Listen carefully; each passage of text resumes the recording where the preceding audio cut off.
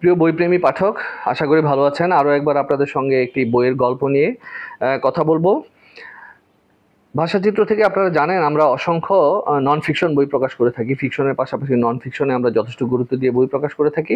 আজকে যে বইটি নিয়ে কথা বলবো সেটি হচ্ছে বাংলায় খ্রিস্ট ধর্ম। এটি ৩ খণ্ডে প্রকাশিত একটি বই। বইটি লিখেছেন উইলিয়াম অতুল। দীর্ঘদিনের খুবই পরিশ্রমী একটি কাজ, অনেক গবেষণা করতে হয়েছে ওনাকে বইটি লিখতে গিয়ে।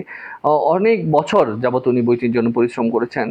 বাংলা খ্রিস্ট ধর্ম বইটির নামে বোঝা যাচ্ছে বইটি খ্রিস্ট ধর্মের ইতিহাস, খ্রিস্ট ধর্মের উৎপত্তি, শুরুর কথা এবং বাংলাদেশে খ্রিস্ট ধর্ম বর্তমানে কোন অবস্থায় আছে এইসব তথ্যই এখানে থাকবে।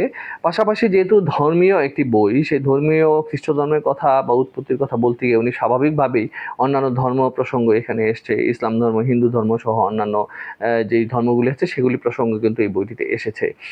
বইটির বিভিন্ন যেই চ্যাপ্টার অর্থাৎ বিভিন্ন আলোচনায় উনি যেসব বিষয় নিয়ে কথা বলেছেন, খ্রিস্ট ধর্মের উৎপত্তি, প্রাচীন মানব সমাজের ধর্মবিশ্বাসের উদ্ভব নিয়ে উনি কথা বলেছেন, বিভিন্ন ধর্মীয় যে মতবাদ আছে এই সমস্ত মতবাদ নিয়েও আছে, বিশ্বে বিভিন্ন দেশে ধর্মাবলম্বীদের সংখ্যা কথা বলা আছে, খ্রিস্টপূর্ব মানব সমাজ এবং সবচেয়ে বড় হচ্ছে এই বইটার মূল ফোকাস হচ্ছে বাংলায় কিভাবে খ্রিস্ট ধর্মটা এসেছে এবং কিভাবে বিস্তার ঘটেছে, কাদের মাধ্যমে এসেছে।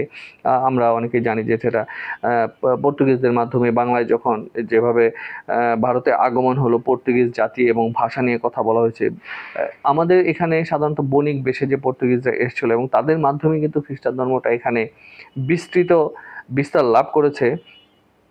বিভিন্ন চ্যাপ্টারে উনি কথা বলতে গিয়ে পর্তুগিজ জাতীয় ভাষা, বণিকদের বেশে পর্তুগিজদের ভারতে আগমন, মোগল শাসনের সূত্রপাত, মোগল সাম্রাজ্যে খ্রিস্টমণ্ডলী, সম্রাট আকবরের খ্রিস্ট ধর্মে আগ্রহ, ঢাকায় মিশনারিদের বিরুদ্ধে বিভিন্ন ষড়যন্ত্র এবং এই খ্রিস্ট ধর্মের বিস্তারে দোম আন্তোনিও নামে খুবই একজন গুরুত্বপূর্ণ ব্যক্তি আছেন যার মাধ্যমে খ্রিস্ট ধর্ম খুব প্রচার লাভ করেছে, তাদের প্রসঙ্গে আসছে। এবং একইভাবে স্বাধীনতার আগে যে বাংলায় আমাদের যে অখণ্ড ভারত, সেই সময় প্রাচীন ভারত, অখণ্ড ভারত এবং বাংলাদেশ স্বাধীন হওয়ার পরবর্তীতে বাংলাদেশে খ্রিস্টানদের কী অবস্থা, সেই ভারতের স্বাধীনতা আন্দোলন, নতুন রাষ্ট্র বাংলাদেশের খ্রিস্টমণ্ডলী, স্বাধীন বাংলাদেশের খ্রিস্টীয় মিশন, বিভিন্ন মিশনারি নিয়ে কথা বলেছেন, মুক্তিযুদ্ধে আমাদের খ্রিস্টানদের কি অবদান ছিল এবং বাংলাদেশের খ্রিস্ট ধর্ম এবং সংস্কৃতি সহ অসংখ্য বিষয়ে আলোকপাত করা হয়েছে।